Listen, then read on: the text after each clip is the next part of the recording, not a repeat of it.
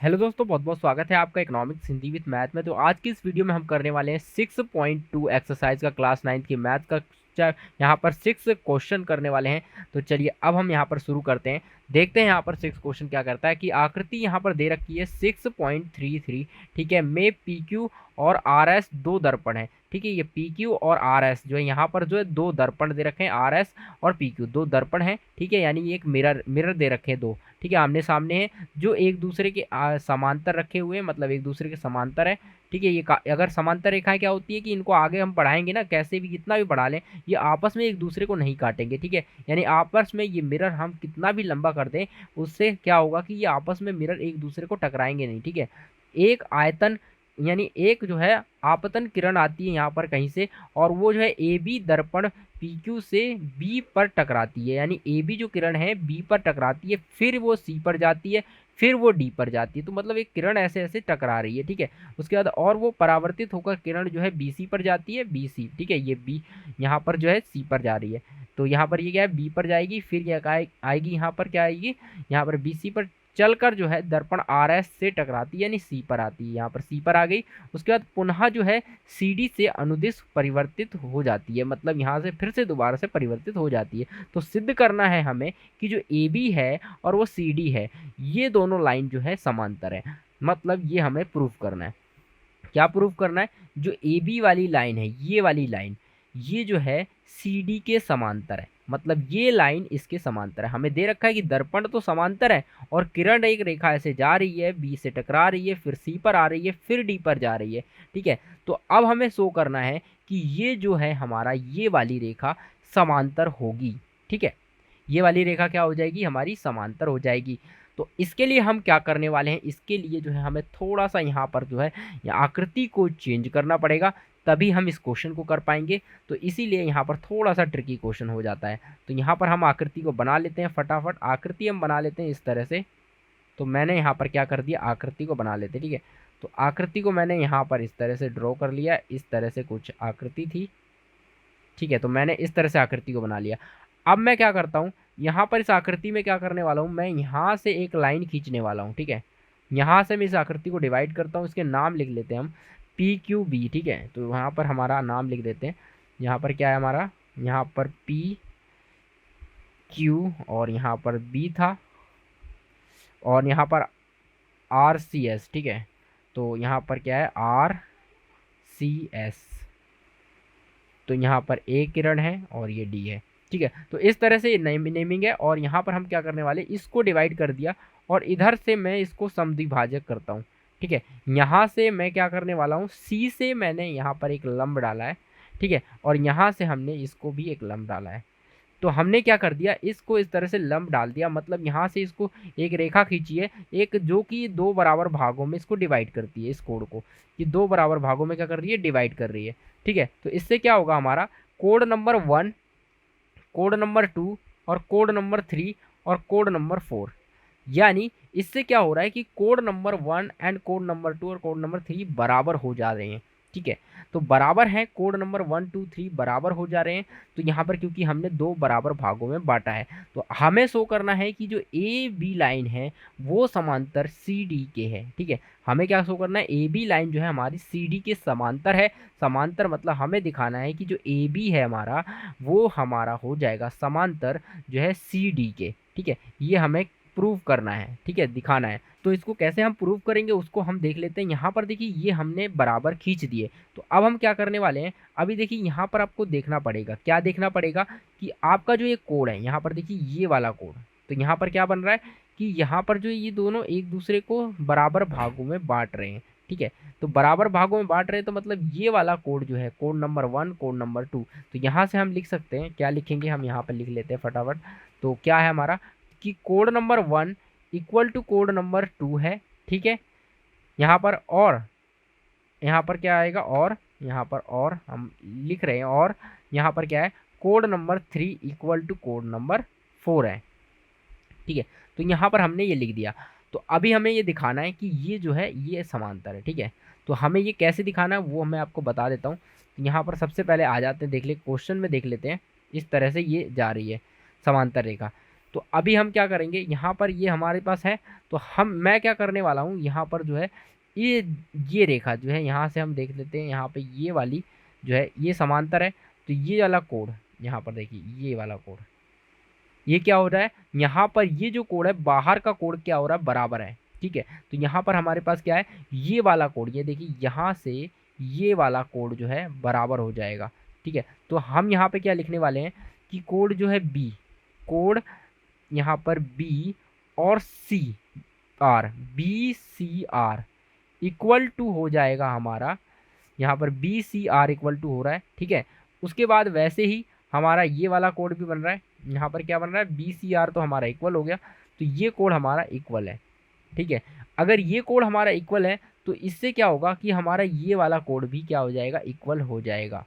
तो यहाँ पर क्या है, B C R equal to B C R, कहाँ गया, ये रहा आर, तो ये कोड इक्वल है। तो इससे क्या हो रहा है, हमारा ये कोड भी हमारा इक्वल हो रहा है। तो B C R equal to हमारा आएगा यहाँ पर बी सी आर, ठीक है, equal to B C R हो गया, ये वाला कोड हो गया।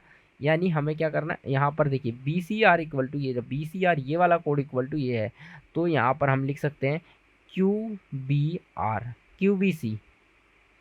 ठीक है, तो क्यू बी सी, तो यहाँ पर ये कोड हो गया, तो ये दोनों आपस में इक्वल हो गए। उसी प्रकार से हमारा यहाँ पर ये भी हो जाएगा कि ये जो कोड है हमारा, ठीक है, तो अब यहाँ पर ये चीज़ हो गई है। और यहाँ पर जब ये हो जाएगा तो यहाँ पर देखिए ये आ गया। ठीक है, तो यहाँ पर हम क्या करने वाले हैं कि यहाँ पर जो है ये भी कोड हो रहा है, तो यहाँ से हम क्या करेंगे, ये वाला कोड है ये भी आ जाएगा, तो यहाँ से पी बी ए, कोड पी यहाँ पर बी और कोड ए यहाँ पर ए, पी बी कोड ए यहाँ पर क्या आ जाएगा, इस कोड के बराबर आ जाएगा।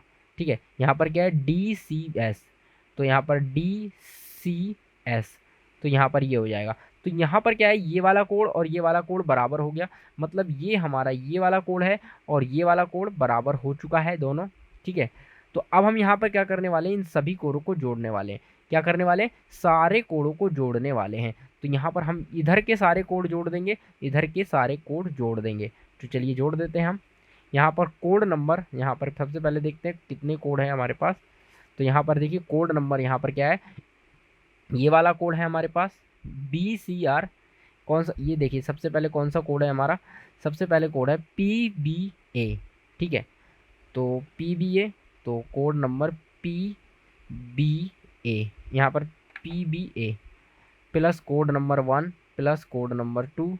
ठीक है, तो कोड नंबर 1 2 और फिर आ रहा है क्यू बी सी, तो यहाँ पर हम जोड़ेंगे प्लस क्यू बी सी। ठीक है, इक्वल टू हो जाएगा। क्यों हो जाएगा वो मैं आपको बता देता हूँ, क्योंकि ये पूरा जो है एक रैखिक युग्म है। ठीक है, ये पूरा क्या है, एक रैखिक युग्म है, इसलिए बराबर हो जाएगा। यहाँ के कोड जोड़ेंगे, यहाँ से R C B, B C R जोड़ देते हैं, B C R, B C R, code B C R plus यहाँ पे हम और जोड़ेंगे कोड 3 कोड 4 और यहाँ पे डी एस, यहाँ पर एस सी डी जोड़ देंगे, डी सी एस, ये रहा डी सी एस जोड़ेंगे, code number 3 plus code number 4 plus code number D C S, तो हमने जोड़ दिया। अब यहाँ पर मुझे पता है क्यों करा हमने, क्योंकि हमारा जो है इन रैखिक युग्म से क्या होता है कि इन सभी का कोड जो है 180 डिग्री हो रहा है, इसलिए हमने किया। तो हमें पता है कि हमारे पास जो कोड है यहाँ पर जो है ये वाला कोड जो है पी बी जो है यहाँ पर ये बराबर है। ठीक है, ये आपस में बराबर है, इस तरह से ये कट जाएंगे सारे। तो यहाँ पर हमारा क्या होगा, code number 1 plus code number 2 equal to code number यहाँ पर क्या है 3 प्लस कोड नंबर 4, ये आपस में क्या आ जाएंगे, बराबर आ जाएंगे। अब यहाँ पर ये बराबर आ चुके हैं, तो यहाँ पर क्या होता है, एक दूसरे के बराबर आ रहे हैं। तो यहाँ पर क्या है, ये कोड यहाँ पर एक दूसरे के बराबर है, तो मैं यहाँ पर क्या लिख सकता हूँ कि अगर एक, और यहाँ पर हमें गिवन था, क्या दे रखा था यहाँ पर कि कोड 1 इक्वल टू कोड 2 के बराबर है, और हमें यहाँ पर दे रखा था कोड जो है 3 इक्वल टू कोड 4 के बराबर है। तो हम यहाँ से ये लिख सकते हैं कि हमारा जो है क्या हो जाएगा, यहाँ पर ये दे रखा था हमें, तो हम यहाँ पे लिख सकते हैं कि कोड 1 प्लस जो है कोड जो है यहाँ पर ये हो जाएगा। ये अगर ये हो रहा है तो यहाँ पर देखिए कोड ये आ गया। तो मतलब यहाँ पर क्या है कि ये पूरा कोड, यहाँ पर ये पूरा कोड हमारा किसके बराबर हो गया, इस पूरे कोड के बराबर हो गया। ठीक है, तो देख सकते हैं आप ये वाला पूरा कोड जो है हमारा, ये यहाँ पर इस कोड के बराबर हो गया, मतलब हमारा जेड बन रहा है। आप देख रहे हैं ना, यहाँ पर क्या बन रहा है, आपका जेड बन रहा है। ठीक है, तो यानी ये दोनों कोडों का जोड़ जो है इन दोनों कोडों के बराबर हो गया, इसका मतलब जेड बन रहा है। और इससे हमें क्या प्रूफ मिल रहा है कि ये जो है, इससे इससे हमें क्या प्रूफ मिल रहा है कि देयरफॉर, यहाँ पर इससे हमारा क्या हो रहा है कि जो है यहाँ पर हम इस तरह से हम लिख लेते हैं एक बार सही से कोडों का नाम। यहाँ पर क्या है, ए बी सी, ये कोड ए बी सी लिख लेते हैं। तो यहाँ पर हम इसको हम ए बी सी लिख सकते हैं, दोनों को मिला के ए बी सी। तो कोड मैंने ए बी सी लिखा, और साथ में हम क्या लिखेंगे, ये वाला बी सी डी लिखेंगे। ठीक है, तो कोड बी सी डी, तो यही है, ये बी सी डी है, ये ए बी सी है। तो हमने प्रूव कर दिया। तो इससे हमें क्या हो गया कि इससे इम्प्लाइज दैट, मतलब कि जो हमारा यहाँ पर ए बी है, ए बी समांतर हो जाएगा यहाँ पर सी डी के, किसके, सी डी के समांतर हो जाएगा। तो यहाँ से हैंस प्रूफ हो गया। आई होप दोस्तों आपको ये समझ में आ गया होगा। देखिए काफ़ी तो है मुश्किल सा क्वेश्चन लगता है, और यहाँ पर क्या है, थोड़ा सा कॉन्सेप्ट लगाना है, आपको दिमाग लगाना है, जिससे कि आपको ये सॉल्व हो जाएगा। तो कैसे सॉल्व करना है, यहाँ पर सबसे पहले क्या करना है, आपको थोड़ा दिमाग लगाना है। तो यहाँ पर क्या दिमाग लगाना है कि आपको पता है ये वाला कोड जो है ये किरण है। ठीक है, ये वाला कोड तो आपको जो है ये दर्पण से ही आपको पता चल रहा है कि ये वाला कोड जो है, यहाँ पर देख सकते हैं आप, जो ये कोड बना हुआ है ये वाला, यहाँ पर ये वाला कोड जो है दर्पण से पता चल रहा है कि ये हमारा ये इक्वल होता ही है, समांतर रेखाओं का जेड बन रहा हो तो ये इक्वल होता है, ये वाला हमारा इक्वल हो गया। उसके बाद हमारा ये वाला भी कोड इक्वल हो जाएगा। ठीक है, ये कोड भी क्या हो जाएगा, हमारा इक्वल हो जाएगा। क्यों, क्योंकि यहाँ पर देखिए ये है। ठीक है, तो और यहाँ पर ये इक्वल हो गया, तो यहाँ पर मैंने 180 का नियम लगा दिया पूरे में। तो यहाँ पर ये वाला इक्वल था, ये वाला इक्वल था, और यहाँ पर जो है ये दोनों कोड भी इक्वल हो जाएंगे। और जब ये दोनों आपस में ये दोनों कोड इक्वल हो जाएंगे, तो हमें पता है कि जो जेड बनता है, दो समांतर लाइन है ना ये, तो हमारा जेड जो बनेगा, वो अगर जेड बन गया, यहाँ पर अंतः एकांतर कोण, अगर मैं इसको बढ़ा दूं आगे, देखिए यहाँ पर आपको कन्फ्यूजन ना हो, इसको मैंने बढ़ा दिया। तो अब देखिए ये दो समांतर रेखाएं हो गई। अब इसके बीच में देखिए जेड सा बन रहा है, अंतः एकांतर कोण क्या आ रहे हैं, बराबर आ रहे हैं। इसका मतलब ये है कि ए बी जो है यहाँ पर सी डी के समांतर है। तो यही हमें सिद्ध करना था, कि यहाँ पर बताना था कि हमारा ए बी जो है हमारा सी डी के समांतर होगी। तो हमने ये प्रूव कर दिया, हमने इस कोड को जो है, इस वाले कोड को हमने इस कोड के बराबर दिखा दिया। तो आई होप दोस्तों ये कॉन्सेप्ट समझ में आ गया होगा, कैसे यहाँ पर क्वेश्चन होगा ये समझ में आया होगा। अगर समझ में आ गया है, वीडियो अच्छी लगी तो वीडियो को लाइक करें, और चैनल पर पहली बार ये वीडियो देख रहे हैं तो चैनल को सब्सक्राइब करके बेल आइकन कॉल पर सेट कर लें, क्योंकि इस चैनल पर आपको ऐसी ही वीडियो मिलती रहती हैं। चलिए अब हम मिलते हैं हम एक नई वीडियो में।